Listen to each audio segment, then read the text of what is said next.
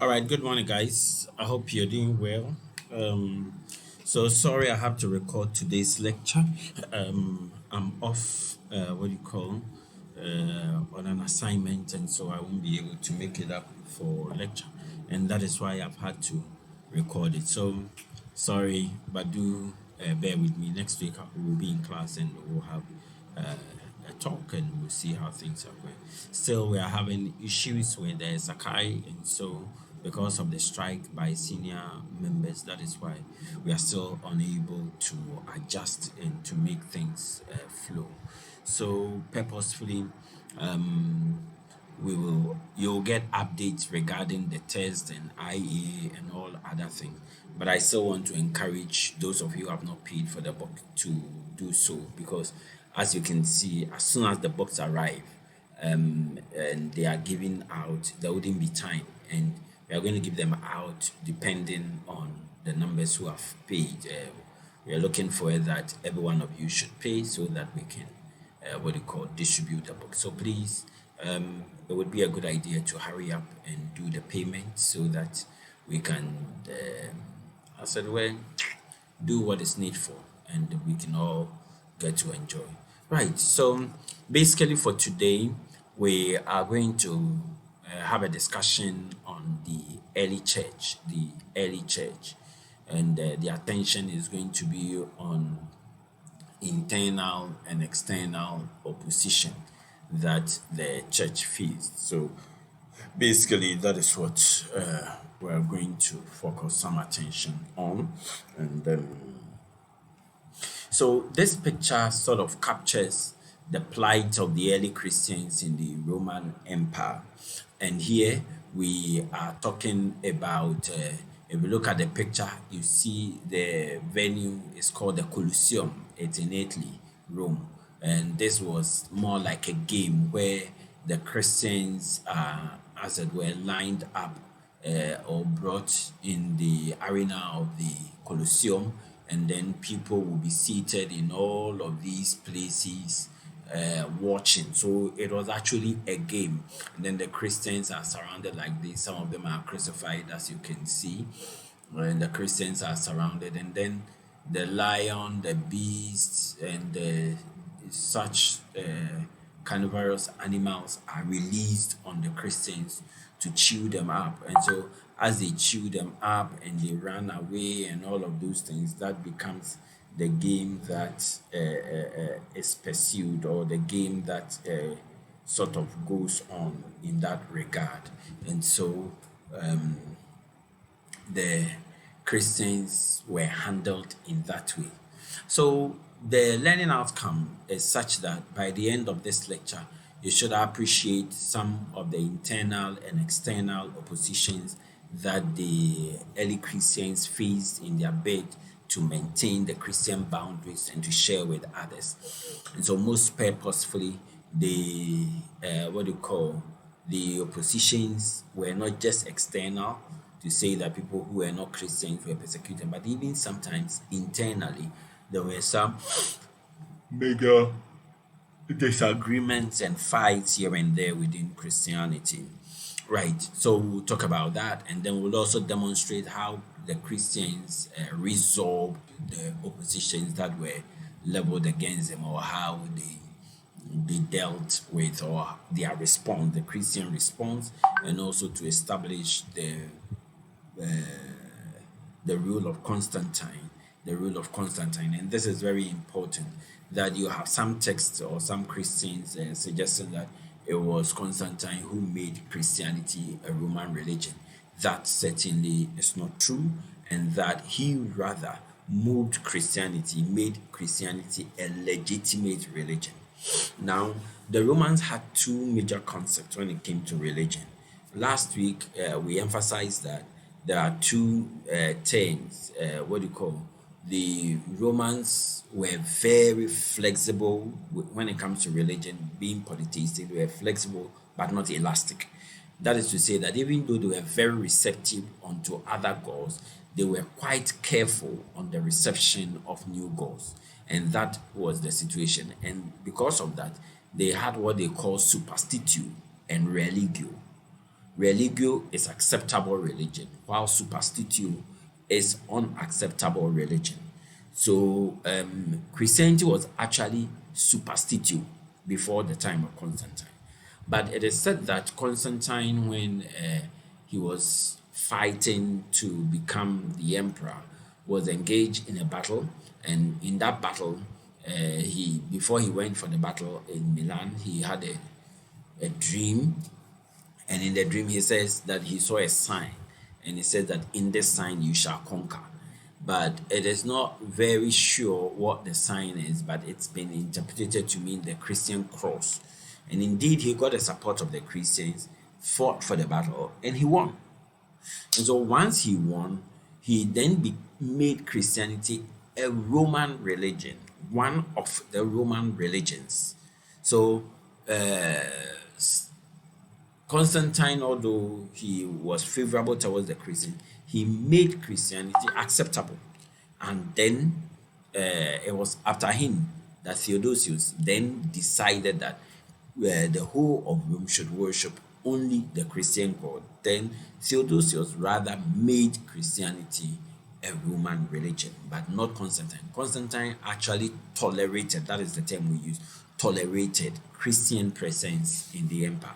So we're going to go through the issues and see what has gone on. So this is going to be the outline largely to look at the external oppositions and then the internal, and then we look at the Christian responses so that we can appreciate what went on.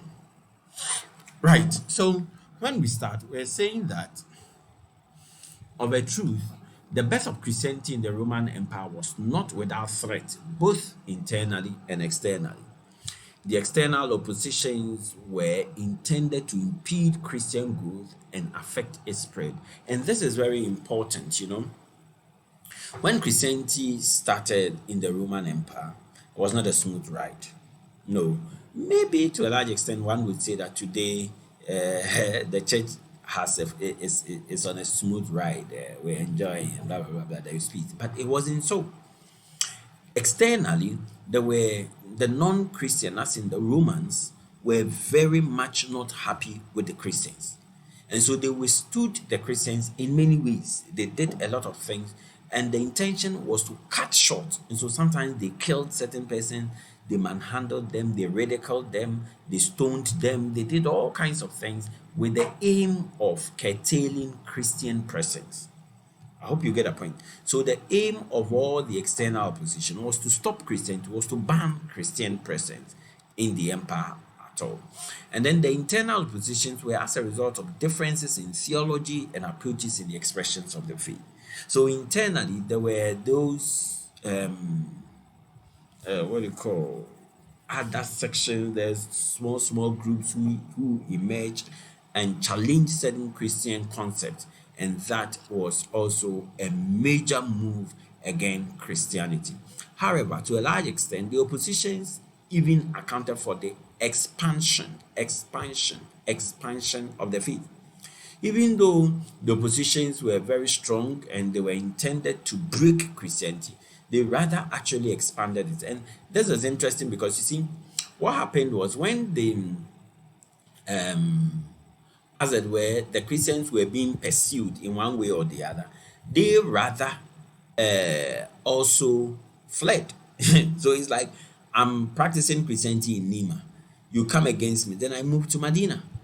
Or I move to, what do you call, Laboni. So I just moved somewhere. So they will run from one place to the other. And now when they run to those places, you see, like it happens in even today, when let's say I'm a member of, let's say a church, the Church of Pentecost, let's say in Abosokan, I move from there to go and live in Kaswa. I say, hey, how can I be traveling to Abosokan every Sunday? And no, then you find out, are there any Pentecost members living in the vicinity? So, oh, let's start cell meeting. By the time you realize, it becomes an assembly. So that was how Christianity spread. Even though they fled from one place to the other, wherever they found themselves, they tried to make disciples. You know, Christianity is an evangelical faith. It is not like Judaism, which is tribal and so it's locked up. No, Christians would have to make converts and or African traditional religion, which doesn't do. Have you seen the Confu doing crusade before? They will not do it.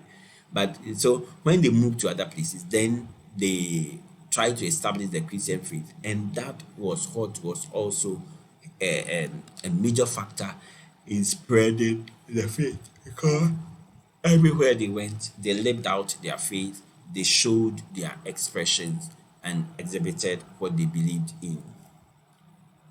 Now let's focus some attention on the external oppositions. The Christians suffered a lot of things. In the first 300 years of Christianity, there were a lot of oppositions externally. They were manhandled, they were disrespected, they suffered a lot of things. Now, many of the things that they suffered were both direct and indirect. They were both direct and indirect. By way of direct, they face ridicules. See, they laughed at them at one point in time or the other. You see, like today, sometimes you say, so, hey, we don't you fool. Hey, yes, you. Hey, Santimonous piosity. Hey, also for mommy. You see, when they say all of these things, it's not a compliment. They are not giving you new names. No, they are laughing at you one way or the other. So those ridicules were indirect and all of those things. For instance, Christians could not serve in the army. Yeah, because it was not sure where their allegiance were, and all of these were indirect form of persecution or opposition. Now, the direct form was the persecution and martyrdom. Persecution and martyrdom. We will define these terms, and you will come to terms with them. Now, the indirect ones by way of the radicals were as a result of the fact that Christianity was seen as superstitute. Now, let me make the point that in the Roman Empire, you see, today when you talk, we translate superstitute as superstition. It's like, oh, it's nothing, then it's fine. No, but in the mind of the Romans, superstitute was something like, let's say, coronavirus. Not now, but when it first emerged in March. You can imagine. You don't. How can you sneeze in public? Yeah, everybody will run away.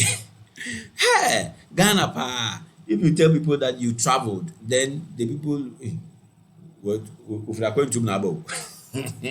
People get suspicious of you.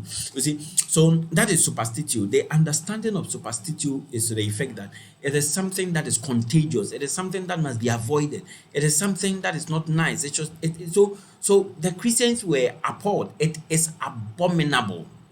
Superstitute is abominable, something abominable, and must not be encountered. And so the early Romans saw Christianity as something that is abnormal because look, sometimes you just don't understand how.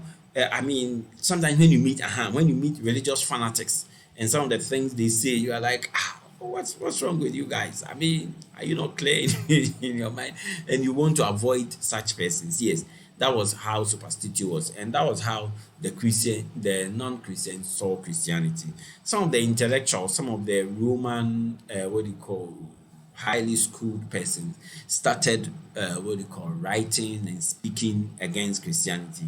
And when they did that, people like Celsus and Porphyry described Christianity as inconsistent, describe Christianity as stupid, because you see there are a lot of things in Christianity that did not make sense to them. They would just not understand why the Christians would believe in something called Trinity.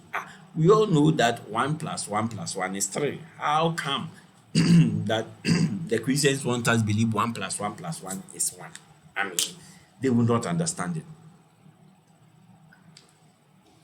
They will just not understand it because it doesn't add up. It doesn't make sense. And so they saw, and again, very often than not, when you are arguing with Christians, they'll tell you, oh, it's okay, let's leave it to God.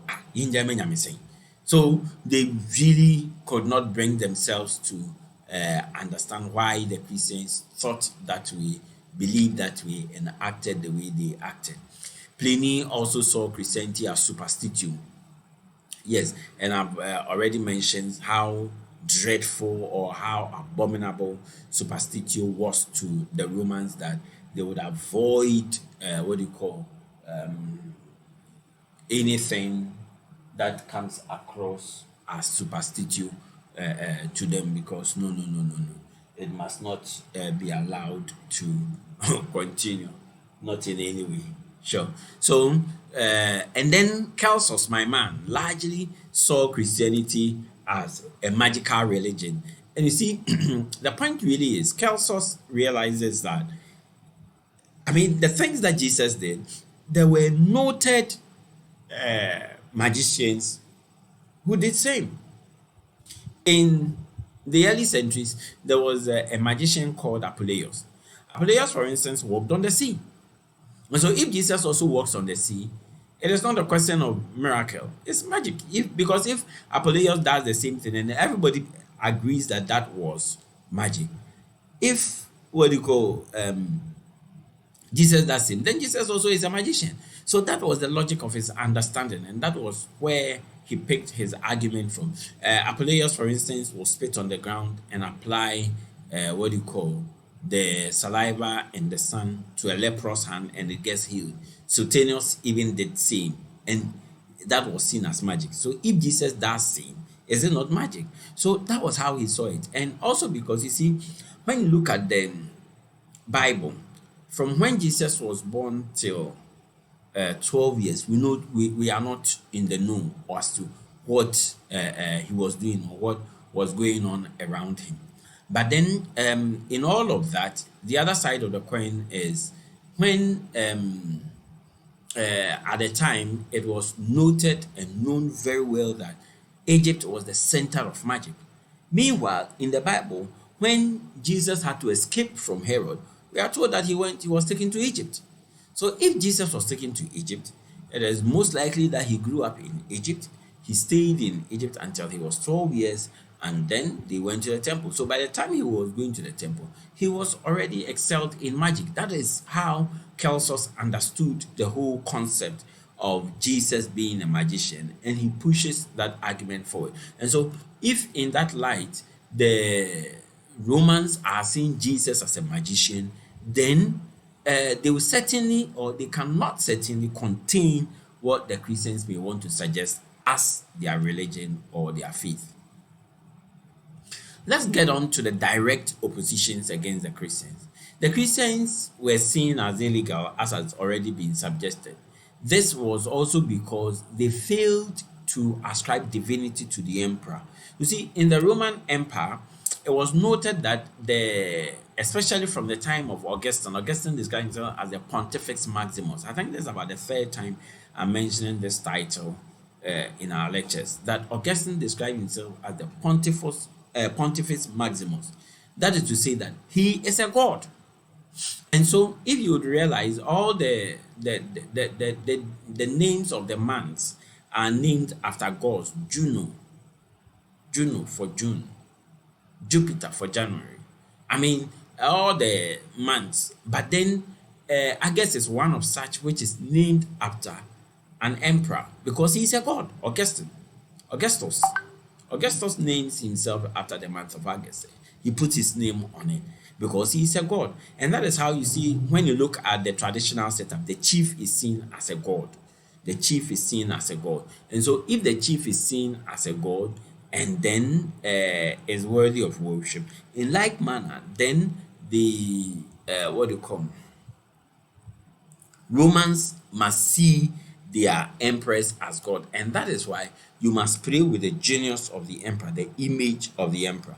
But the Christians cannot also do that, also because it is going to amount or tantamount to idolatry, the worship of other gods. And so the Christians could not also give in. And that then was a political problem, a major political issue for the Christians to deal with. So that was it. Then many were therefore, in terms of the Christian responses, many were therefore executed, those who stood strong in their faith. Others also recounted. They could not hold on when they saw the trouble that was coming to them. And then others were set free while others ran away. So what we are saying is that persecutions are hostilities against Christians in the Roman Empire as a result of their faith. And martyrdom is where a person is killed because of his faith. So the point really is that the distinction between persecution and martyrdom is death. But what we are saying is that persecution is when you suffer as a result of your religious conviction or your faith. When another person takes you through suffering because you believe in one thing or the other. Not because what could you be get any abu I would say, yeah, persecute me. Brah. Sure. So that is the difference. It is underlined by religion. And so when you are beaten, you are scolded just because of your faith, it is then called persecution. But when death comes into the equation, you could be beaten until you die, you are not a martyr. But when you die as a result of your faith, and here the death is done by an external person, you don't do it, because when you do it, it becomes suicide. It becomes suicide. And so when another person does it, then we, instead of calling it murder, we call it persecution, because the underlying feature is your faith. So that is it. So in essence, persecution is a bigger bracket which will contain martyrdom. Martyrdom could lead to persecution could lead to martyrdom, but not all martyrdom what you call go through. Well, you can say that there will be some painful aspect because at least before you die, you hear pain. So then it's persecution. So that is basically the distinction between the two. So then, in essence, some of the tools or some of the things that were done against the Christians included stoning, crucifixion, burning, imprisonment, expulsion. So many things were done to them at various times. Sometimes some of them were grilled. You know the way when you are going to buy tilapia, they grill it, they put it in that, they put it on fire, and then they turn it the other way around, and then you'll get to see what it is. And they really suffered. I want to show you a few pictures of some of the things that the early Christians suffered. Hold on. Right. So let me show you a few of the pictures of what went on. These are pictures I picked from some books and some online. So as you can see, for instance, look at this picture. His leg is tied to a beam over here, and then his hands are also tied here. And these people are scrolling. So as they scroll, this one will be pulling off, while this one will also be holding your hand. Then by the time you realize, Betty say pain, and as they do that, look at somebody. He's also whipping you or broyem. Why? Because of their faith. Look at this one too. So this is the Christian line here, and then this system or this wooden structure, and these people are pulling. So as they pull, this one will be coming down, coming down, coming down. Nah, nyam what said here. Yeah, monyam tomatoes or ayowe. So you can see what went on. Very painful. Look at this one. So he is tied to a tree over here, and this is also tied to a human being here. So the weight of this person and something like an abion here is holding his leg. So the weight of this person lowering down, as it lower him down, then this one will be stretching this guy, because then you see that the mechanism will be stretching. This one too, you see the rock here. So his weight here will be pulling him down, so that this guy here will be divided in Numubeti say 10. Meanwhile, you can see some dot. So they have put Annie on him and released bees. Oh, what has he done? Just because of their faith. Look at this other picture. So the Christian is hanged here. Look at these sharpened stone. So as they pull him up, then they will just release it, and then he will just come. Yeah, just because of their faith. Look at this one. So there is boiled water, okay, and then he's just put into it, while this guy is also lying in bitumen. You see, this guy is also being put in boiled water. Meanwhile, they are tied, so you can't really save yourself. Look at this one.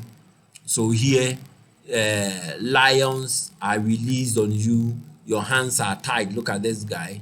His hands are tied, his feet are tied, and then lions and dogs and bears are also released. This guy here is put in a net. He is in a net too, and the bear is the bull is released on him. So how can you see? Meanwhile, even in the net, he's been tied, so you can see what is going on over here. Just because of their faith, just because they believe in Christ, they have to suffer this. Yes, so like this one, you see, he's been tied to this wheel. So as this guy wheels it, then these metallic objects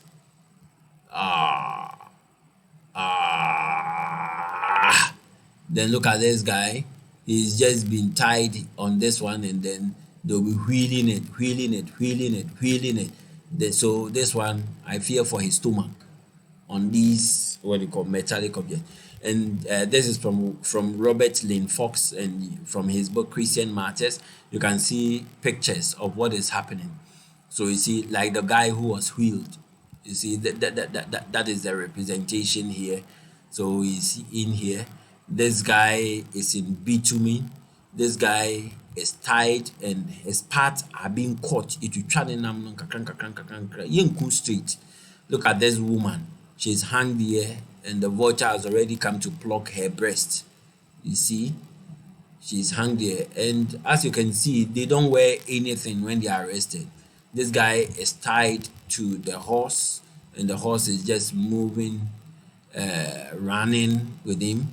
And you see the one of those mechanisms that they do, the stick. So those who are hanged, death by hanging, and all of that, others are burned. So they suffered all of these things. Now this is a depiction of Polycarp. I'll tell you about Polycarp in a bit and how he died. Yeah. And then, but in all of this, there is an example of these martyrdom to move away from the early church in Uganda. And so in the where about 45, is it 45 or 47 Catholic and Anglican slaves who became Christians had to die for the purpose of the faith. So there's been example even in Africa, and it's so widespread. So the persecution and martyrdom has been a major subject. Now, we say that the persecution and martyrdom started at the time of Nero, Emperor Nero. And Nero, you see, he accused the Christians of arson, a fire incident.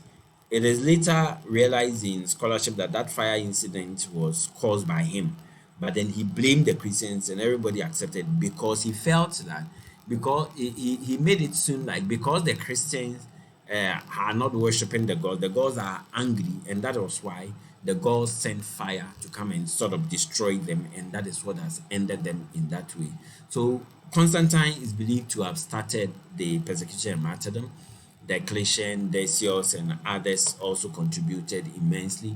But Nero started, but as I said, Constantine made Christians tolerable. The Edict of Milan was the edict of tolerance, so that Christianity moved from superstitio to religio by his effort. And then and that was in the 4th century. But let's also say that the persecution and martyrdom was not continuous, it was sporadic. That is to say that not all the emperors pursue the persecution and martyrdom. In some cases, they just they didn't bother, they didn't do anything. They were favorable towards the Christians. Yeah. And so Emperor Constantine ended the persecution and martyrdom of the early Christians and made Christianity a privileged religion. Now, that is very important. What were some of the reasons why the Christians were persecuted? And the picture you see there is a picture that depicts the martyrdom of Perpetua. This was a young lady who had just given birth and was arrested, but will not recount, will not deny Christ. And so she had to die painfully she had to die. Anyway, so number one, a major reason why the Christians were killed were as a result of the name Christian, just because they are Christians. It didn't matter what went on, it didn't matter anything. All that mattered was that they are Christians. Because the name Christian what you call connoted a lot of things. You see, sometimes when you hear a certain, then it reminds you of all kinds of things. So once you were a Christian, you were seen as a fanatic, you were seen as somebody who belonged to a certain group, and you are not even worthy to be counted among humans. You are not correct, you are blah blah blah blah blah, and all kinds of accusations are labeled against you. And then the Christians were also accused of being ungodly. You see, the idea of ungodliness is linked to atheism, that the Christians were atheists. Because the point really was that you Christians claim you are Christians, you worship God, fine. If we want to look for Jupiter, this is Jupiter. You can see Jupiter. If we want to look for Mars, we know this is the image of Mars. But when it comes to, how do you call it, God, the Christian God, you say that you cannot represent him and that he's in heaven, he is God, so in essence, they were not worshiping anything. So in the understanding of the Romans, the Christians were not worshiping anything, and it is wrong. It is, you see, it is just like walking to your parents and telling them that I won't be a Muslim any longer, or I won't be a Christian any longer. Tell you're not in my house. Because the idea is that as a human being, you must be religious. So then, once the Christians decide not to worship the gods, then they are atheists, then they are ungodly, and so they must not be entertained. The third is superstition, that the Christians were seen as superstitious. They were seen as a abomination, you see. And when it's an abomination, it must be cleared. It must be cleared. Again, the Christians were seen as immoral. Immoral. Why were the Christians seen as immoral? And that is very interesting. They saw the Christians as immoral also because one of the next point was that they held secret gatherings. You see, largely because the Christians were pursued in so many ways, and so the Christians did not disclose their meeting places. So they went into hiding when they had to express their faith. And when that happened, it also meant that people did not know what they do. So they met at dawns and in secret places. Meanwhile, the Christians themselves call themselves brother, sister, the way you do. And you see Lighthouse, they call beloved, beloved, brother, sister. And yet, a part of the Bible says that kiss them with the holy kisses of your lips. Romans 16:16. Kiss them with the holy kisses of your lips. So you call somebody brother or sister, and yet you kiss that person with the holy kiss, not a peck, you kiss them with the holy kisses of your lips. That actually would mean you are sleeping with your brother or sister. That is incestuous, and that is immoral. Again, many of you, once in a month, you go to church and you call something communion, isn't it? Have you ever heard of cannibals? Yes, cannibals. The Christians were seen as cannibals because, look, when the Christians meet, you say that at communion, you say that this is the body of Christ. Is that not it? So it's only cannibals who eat human flesh. This is the blood of Christ. It's only cannibals who drink human blood, which is abefo. So the Christopher no me abefo. So that was how they understood Christianity. And so you cannot keep such persons amongst you, and they must be clean. It was to this end that the Christians were seen as immoral, and for their secret gatherings, the Romans could not entertain them or accept them. The Christians were also seen as obstinate. Obstinate. To be obstinate is to be stubborn. To be obstinate is to be disrespectful. And you see, I was like the picture you saw regarding Perpetua. In the case of Perpetua, she had just given birth. Her father walked to her and tells her that, Perpetua, just say that you are not a Christian and be released. You know what Perpetua said? She said, pointed, what is that thing standing there? And it was a vase, something that you put water in. And the father was like, oh, it's called a vase. He said, oh, can you call it any other name apart from a vase? The father said, no. He said, well, that is who I am. I'm a Christian. I can't call myself any other. Whoa. So her father started pulling his beard just to show the level of pain he was going to. Perpetua will not budge. Perpetua will not budge. And then her father was then beaten with rods by the emperor in the presence of Perpetua just to get her to say that she's not Christian. Perpetua would not. You see this stubbornness, that is obstinacy, this resolved position that no, no, no, nothing is going to change my mind. And it was very strong. Like I was going to tell you about Polycarp. Polycarp was old, very old man. He got wind of the fact that he was going to be arrested. Polycarp quickly fled, and then later, wherever he was hiding, he said that he had a dream in which his pillow had become was burning with fire. So he interpreted to mean that it was going to be burnt alive. So then, while he was there, in no time, some what do you call army men came to arrest him. So he just asked the people who were living with him to give them food and water, and that he was going to pray a little while and come. So they also waited that the man was praying, he was never coming. So they just whipped him away. And when they were taking him away, the army commander, who was called Herod, told him that, look, have pity for your age and just recant. Polycarp will not mind. He will not mind. He even hit him with his weapon just to let him feel some pain, and Polycarp will not mind. Now he appeared before the emperor, and the emperor tells him that, look, have pity for yourself. Just say that you are not a Christian and be released. Polycarp told him something, quote unquote. He said, for 80 and 6 years have I served the Lord. He has never failed me. How can I speak against my Lord and my master? Unquote. Wow. He served the Lord, and the Lord has been faithful to him, so he cannot speak against, he cannot deny God. And at the point when the emperor even said, you know that I can kill you, so you can kill my flesh, but my God will judge you, the king of all will judge you. Woo. So this obstinacy was a major reason why the Christians were persecuted and martyred. Now, in terms of those who were involved in the persecution and martyrdom and why they did what they did, there were the general public, the general Roman public, who were involved in the persecution and martyrdom, and they did that because of the Pax Romana. Pax Romana. You know, the Romans had a concept that, you see, Pax Romana meant Pax, peace with peace of Rome, and then Pax Derum, peace with the gods.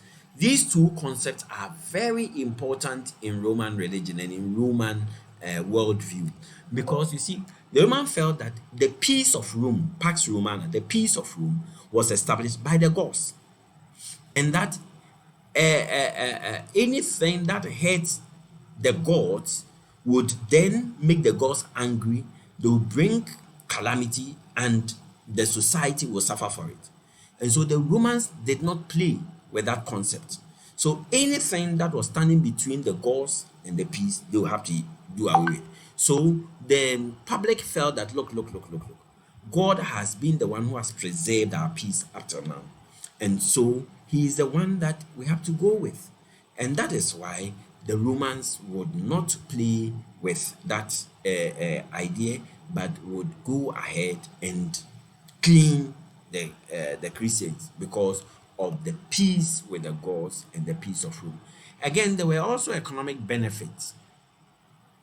Economic benefits. You see, at the time, it was also maintained that, you see, if you reported a Christian and the Christian, it proved to be true, and the Christian is killed, you get a portion of what is to be what the Christian owed. So then, if you knew Christian, you just report them, they are crucified, and then you get your money, you get your booty, you get certain things from the report that you did. And that was also a major motivating factor. When Paul was in Ephesus, we hear that those who did the disturbance to push Paul away were blacksmiths, because they were making how do you call it, jewelries of the god Diana, like for as earrings, necklace, and all kinds of things, and people were buying. Now Paul comes there and he speaks against the god, and so people are in disfavor. That meant that people will not buy their merchandise, and so they had to come together for economic reasons, because masa, you're not gonna boy. So they would also put in a lot of energy. So for the public, it was the peace with Rome, the peace with the god, and then economic factors. For the authorities, as in the emperors and the proconsul and others, it was the peace with, what do you call them? Peace of Rome, and then the obstinacy that I have said, and then for political reasons. Because look, if the Christians, for instance, would not pray with the genius of the gods, it also meant that they would not support the emperor. So if there is a battle, if there is anything wrong going on somewhere, the Christians may join other people. So they are not politically, it's not politically correct to maintain the Christians. So it was for political reasons the authorities would get involved and cleanse the land of Christian influence. And then interestingly, the Jews were also involved in the persecution and martyrdom of the early Christians. And it was for identity purpose, identity purpose. And this was very key because, last week recording, I was telling you, last week lecture, I was telling you that, look, the Christians played significant role such that there was a confusion between the Christians and the Jews. The Romans could not establish who the Jews were differently from the Christians. Because look, Jesus himself was a Jew, his parents are Jews, he dressed like Jews, he spoke Aramaic, he acted like Jews, his first disciples were Jews. So to the Romans, no, Christians are Jews. But then it was essential also for what you call the Jews to show that no, they are not one of us. Because when the Christians are speaking, they speak against the Jews to the extent that, you Jews, you killed the Messiah, who is Christ. And they're like, no, Christ cannot be the Messiah. So you have been accusing us, and yet people look on you as one of us. So they get involved in the persecution and martyrdom. So if you read, those of you who have been reading Paul's missionary journey, you see the role of the Jewish leaders in confusing people just so that Paul and his entourage would suffer a lot of things. On the other hand, also, in the case of Polycarp, it was actually the Jews who went to bring the sticks for him to be burnt. Yeah. For him to be burnt alive. That was what happened. And to the extent that, just as I was telling you about Polycarp's situation, when he had to be burnt, he was, it is said that when he spoke against the emperor, that if the emperor judges him, his God will judge him eternally, blah, blah, blah, blah. And fire was gouged around him and he was just burning. But the account says that the burning was going on, but he was himself not dying. So they had to send somebody with a spear to pierce him. And when the person pierced him, the blood that oozed out of him was so much that, and there is the picture of the case of Polycarp. The blood that oozed out of him was so much that it quenched the whole fire. Wow, Polycarp. Yeah, that's what God can do. Right. So now that we are done with, oh, sorry. I thought I was showing you the picture. Oh, did I thought I was showing you the picture of Polycarp. Yeah, so that's the picture of where Polycarp's martyrdom. Yeah, the fire was quenched by the blood that came out of it. So having done with that, let's go into the the internal opposition.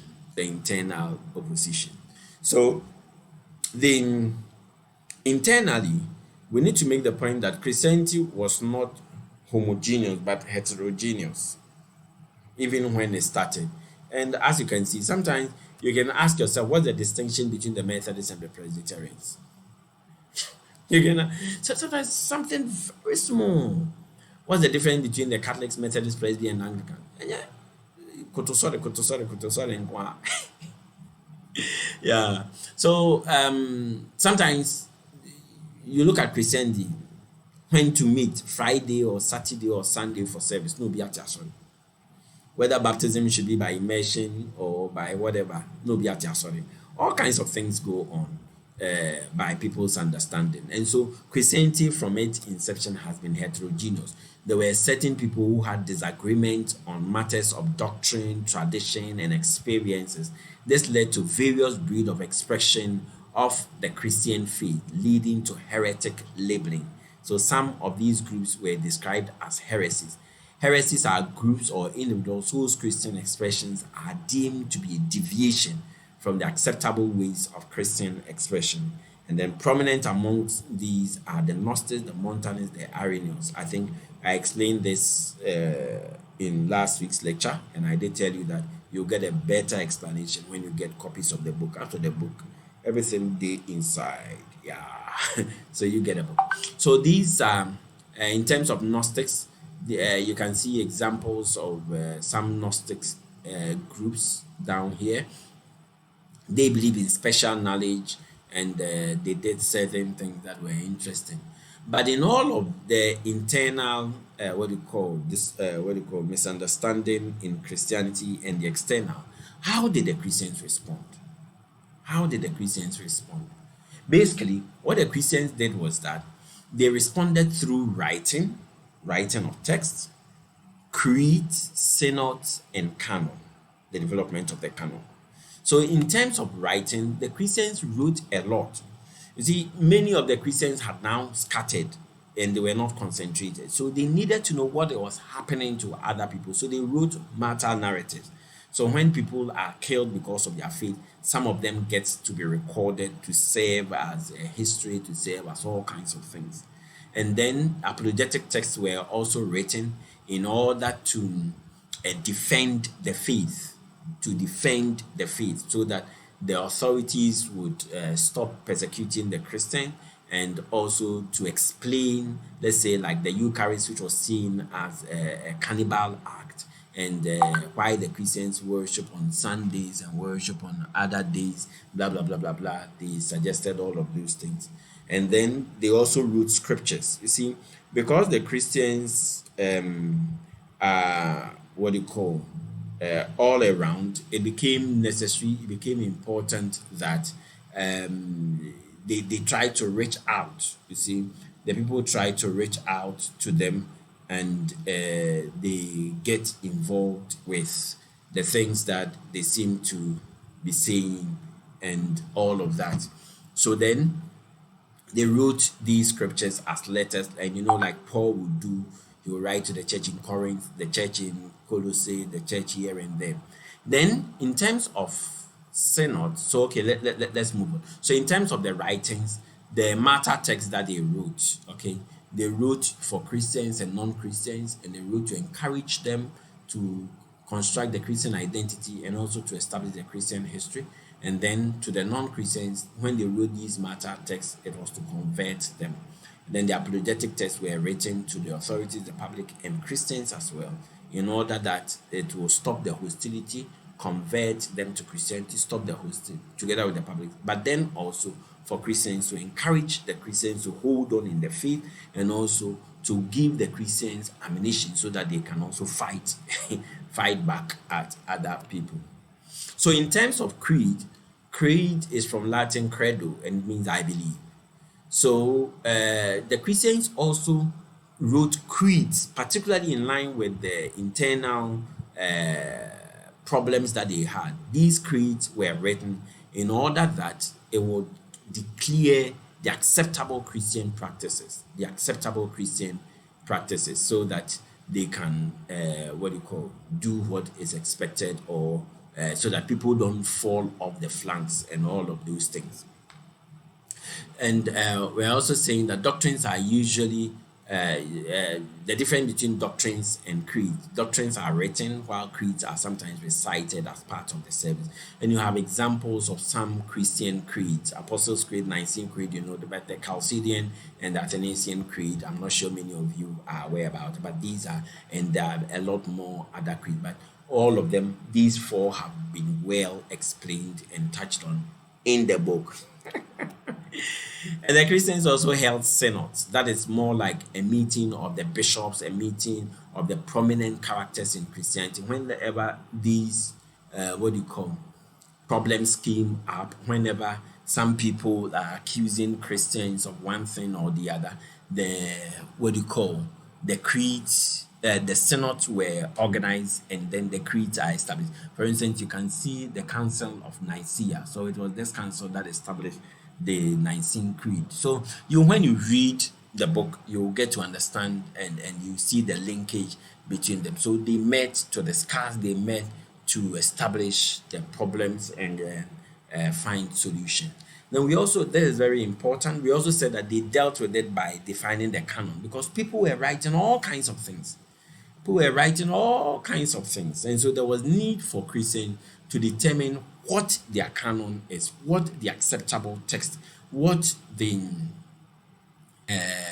what should be noted as that which Christians can use, that which Christians can use by way of their what they call belief, because a lot of things were going on. So that is the canon, is the close acceptable text of a religious tradition for teaching, and then for the Christians to determine who or what goes into the canon, three major principles were used. Three major principles, and these are the three. Every year we ask questions about these three, so you should note. So these three are very well noted. Now, in the first place, the Christians use apostleship, authorship. The question was, who is writing the text? That was very, very important, because whoever is writing it is important. And so the Christians asked that there are two things. Number one, the person writing it must be an apostle or a follower of an apostle. That's to say, that person must have followed Jesus, because if you have followed Jesus, you would write accurately about Jesus. Or you must have been somebody who followed an apostle, somebody who followed Jesus. Okay, so if you want to write about me, I mean, if my wife writes about me, I mean, it's obvious. But if, let's say, my wife doesn't write, but my wife's friend writes about me, you will take that, oh, maybe the person has known it through my wife. So that was how it was done. And so then the question of authorship was very important as a definition for the Christian canon. The second was content. The content was also very important, because you see, people could write and put on other people's names. Okay, so that maybe I'm the one writing, but because I want it to look important, I put the name of the VC on it, so that everybody will see that, hey, this is an important. And you have been impersonating all other persons in many ways. Sometimes even in church, you come, oh, so and my friend has a problem, so I want to share with you and see if we can get solution. He is dating somebody and he loves the person, but the person is saying that if he doesn't sleep with her, he wouldn't know whether she loves him or not. And so now my friend is confused. Yes, I know. Oh boy, right. So sometimes we impersonate. So then it was important to look at the content, because sometimes some of the texts are contradictory, like the infancy gospel of Thomas, in which Jesus is portrayed as what you call a magician, and then the infancy what you call the gospel of Philip. These are names of apostles, but they were not accepted in the canon because of the content. The nature of the content cannot be supported. It cannot be true. So it is not just because you are the author or the name of this person. No. We go beyond that and look at the content. Does it meet the standard? And so that is in terms of the content. Then the last major principle that was adopted is universality. So that the deciders of the Christian canon would ask, how far has the letter traveled? How far has the letter traveled? You see, what the Christians were doing was that, let's say Paul writes to the church in Medina. After they have read it, they will pass it on to the church in, let's say, Abokubi. The church in Abokubi would also read it, and then they will pass it on to, let's say, the church in Kaswa. So you see, the letter will be moving like that. And so the question of universality is Catholicity. How well has the letter traveled? How many congregations know about it? Because if it's a good text, it would be passed on. And that was characteristic of the Christian. And so if there is a text that has not traveled that much, then it meant that it's not a good text and many people have not seen it. So if a lot of congregations have read it, then it is seen as authentic. It has been authenticated by many Christian groups.